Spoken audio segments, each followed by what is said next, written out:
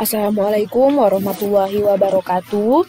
Nah, hari ini saya akan menyampaikan materi kelima, akuntansi perusahaan jasa dan dagang. Nah, adapun materi kita pada kali ini yaitu jurnal penerimaan kas atau yang sering dikenal dengan Cash Receipt Journal. Nah, pengertian jurnal penerimaan kas. Nah, jurnal penerimaan kas ialah jurnal yang digunakan untuk mencatat penerimaan kas dari segala sumber penerimaan. Nah, maksudnya di sini ialah semua transaksi yang bersifat menambah kas. Kemudian B, macam-macam transaksi penerimaan kas dan pencatatannya. Yang pertama ialah penerimaan piutang. Nah, kenapa penerimaan piutang masuk ke dalam transaksi penerimaan kas? Karena dengan adanya transaksi penerimaan piutang, kas di perusahaan kita itu bertambah. Jadi bentuk jurnal untuk penerimaan piutang ini yaitu kas di debit, kreditnya piutang. Kenapa kasnya di debit? Karena kasnya bertambah. Nah, kenapa piutangnya di kredit?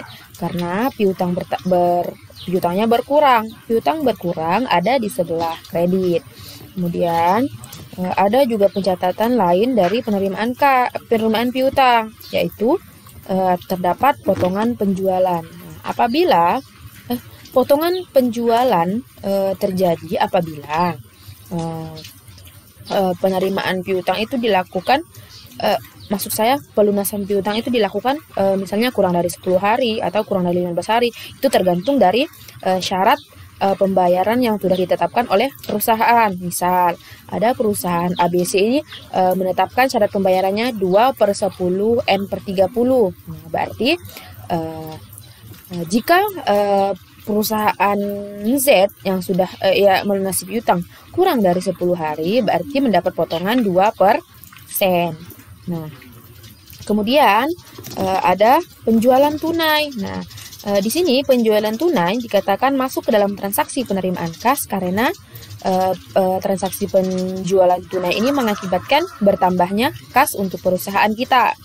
Nah, jurnal untuk transaksi penjualan tunai ini yaitu kas di debit, kreditnya penjualan. Nah, kenapa kasnya di debit? Karena kas kita bertambah. Nah, kenapa penjualan ada di sebelah kredit?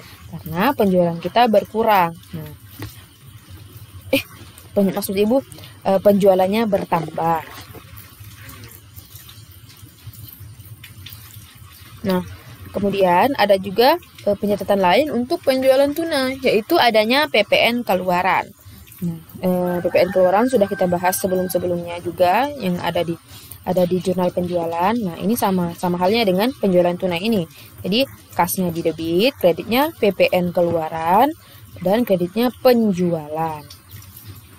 Nah, kenapa kasnya di debit? Karena penjualan tunai mengakibatkan kas bertambah. Kas bertambah ada di sebelah kredit. Nah, begitu juga dengan penjualan sama macam hal dengan tadi. Jadi, bisa kita lanjutkan. Nah, yang ketiga, pinjaman bank. Nah, kenapa pinjaman bank masuk ke dalam transaksi penerimaan kas? Karena dengan adanya pinjaman bank, berarti kas kita bertambah. Jadi masuklah ke jurnal penerimaan kas.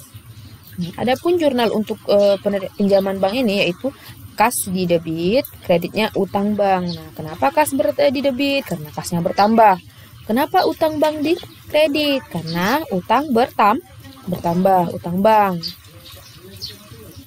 Nah, kemudian yang keempat ada pendapatan usaha atau pendapatan di luar usaha. Nah, kenapa pendapatan usaha masuk ke penerimaan kas? Ya jelas, karena pendapatan mengakibatkan kas di sebuah perusahaan itu bertambah. Jurnalnya yaitu kas di debit, kreditnya pendapatan. Nah, kenapa kasnya di debit? Karena kasnya bertambah. Kenapa pendapatan di kredit? Karena pendapatan bertambah. Kemudian yang kelima ada modal. Nah, penanaman modal atau penyetoran modal. Nah, kenapa modal masuk ke dalam transaksi penerimaan kas? Karena dengan adanya penanaman modal dari pemilik perusahaan, jadi kas di perusahaan tersebut bertambah. Nah, jurnal untuk modal ini yaitu kas di debit, modalnya di kredit. Kenapa kasnya di debit? Karena kas bertambah. Nah, kenapa modalnya di kredit? Karena modal bertambah. Nah, kemudian C yaitu bentuk jurnal penerimaan kas. Berikut ini ialah bentuk dari si jurnal penerimaan kas yang akan kita bahas. Nah, ada kolom tanggal, nomor bukti, keterangan, ref, debit, kredit. Kemudian kolom tanggal diisikan dengan tanggal transaksi, yaitu tanggal transaksi yang terjadi di perusahaan kita. Kemudian nomor bukti diisi dengan nomor bukti dari transaksi yang terjadi. Kemudian keterangan diisikan dengan nama perusahaan atau nama keterangan transaksi. Nah, nama perusahaan di sini misalnya ada transaksi pelunasan piutang, berarti dicatat nama dari perusahaan yang melunasi piutang. Nah, kemudian untuk nama keterangan di sini contohnya penjualan tunai. Nah, berarti ditulislah penjualan tunai di keterangannya. Kemudian kolom ref diisi dengan centang apabila sudah di input ke buku besar. Nah, kemudian debit diisi dengan yang pertama kas in bank, kas di bank. Kas di bank ini diisikan dengan jumlah kas di bank. Kemudian serba-serbi diisikan dengan nama akun dan jumlah nominalnya. Kemudian kolom piutang dagang diisikan dengan jumlah piutang. Nah, selanjutnya untuk serba-serbi diisikan dengan nomor akun dan jumlah nominal selain dari piutang dagang. Nah, kemudian contoh. Nah, berikut ini ialah contoh dari transaksi penerimaan kas. Nah, ini ada UD Budaya. Nah, adapun ada beberapa transaksinya ya kan. Yang pertama ada tanggal 5, tanggal 8, 10, 11, dan 13. Buatlah jurnal penerimaan kas untuk UD Budaya. Nah, yang pertama harus kita buat yaitu kop dari si jurnal penerimaan kas. Nah, ada UD Budaya, jurnal penerimaan kas, dan periodenya per 30 April 2020. Nah, ini adalah bentuk jurnalnya. Nah, Ibu ingatkan sekali lagi, bentuk dari jurnal penerimaan kas ini bisa berubah kapan saja tergantung dengan keadaan di perusahaannya, transaksi apa saja yang terjadi di perusahaan tersebut. Nah, yang pertama kita isikan dulu tanggal di kolom tanggal.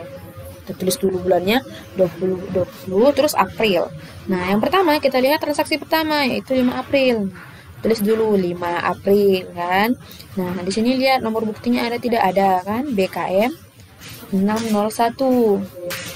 Nah, kemudian keterangan. Nah, karena ini diterima tagihan dari Toko Enggal Jaya, jadi keterangannya itu Toko Enggal Jaya. Nah, ref tidak diisi karena belum diinput ke buku besar.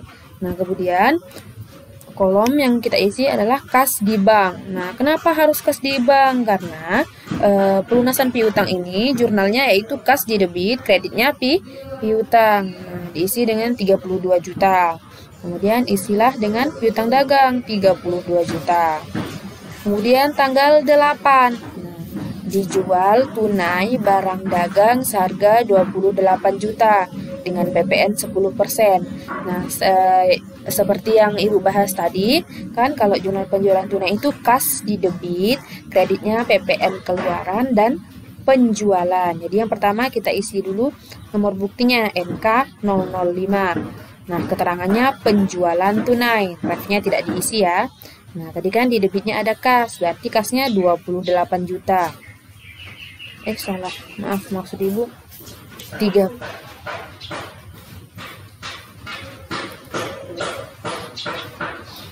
Nah, di sini kasnya kenapa 34.800 karena di kreditnya ada penjualan 28 juta dan dikenakan PPN keluaran 10%. 10% dari 28 juta yaitu 2.800. Jadi debitnya yaitu 34.800. Kemudian tanggal 10 April. Nah, UD Budaya memperoleh pinjaman dari Bank ABC sebesar 150 juta. Nah, sini ada nomornya BKM 602. Nah, keterangan Bank BCA karena dia minjam di Bank BCA, melakukan pinjaman ke Bank BCA. Nah, untuk pinjaman bank ini kan jurnalnya kas di debit, kreditnya utang bank. Jadi kas ini berarti kan kas di bank. Kas di banknya berapa? Kas di banknya 150 juta. Kemudian di kolom kreditnya, karena tidak ada piutang, tidak menyangkut piutang dagang, jadi kita masukkan ke serba-serbi. Nah, di sini utang bank sebesar 150 juta. Nah, kemudian tanggal 11 April. Nah, 11 April ini bukti transaksinya BKM 603. Nah, UD Budaya memperoleh pendapatan dari sewa gedung, berarti pendapatan sewa. Nah, kalau pendapatan sewa, jurnalnya kas di debit, pendapatan di kredit. Nah, jadi keterangannya pendapatan sewa, nah kasnya 36 juta dan di kreditnya ada di serba-serbi karena tidak menyangkut dengan piutang dagang. Jadi kita masukkan ke serba-serbi pendapatan sewa. Nah, total pendapatannya 36 juta. Nah, kemudian yang terakhir tanggal 13. Tanggal 13 ini BKM 604. Nah, keterangannya PT Indofood karena ini menyangkut dengan pelunasan piutang. Nah, kalau pelunasan piutang jurnalnya piutang di debit, kreditnya kas di kredit, kas di debit, piutangnya di kredit. Nah, tapi ini kita lihat dulu. Ini kan transaksinya terjadi tanggal 4 dan pelunasannya tanggal 13. Sedangkan syarat pembayarannya 3/10 N/30. Berarti pembayarannya kan kurang dari 10 hari. Berarti mendapat potongan 3%. Nah, pertama-tama kita lihat dulu potongan penjualan. Potongan penjualannya berarti 125 dikali 3%, dapatnya 3.750. Nah, kasnya berarti jumlah dari piutang dikurangi dengan potongan penjualan, hasilnya 121.250.000. Nah, piutangnya 125.000. Nah, itulah tadi jurnal dari penerimaan kas. Nah, tugas Anda simak video dan catat di buku catatan. Saya rasa sekian dulu materi dari saya. Jika ada pertanyaan silakan ditanyakan lewat jalur pribadi WA. Assalamualaikum warahmatullahi wabarakatuh.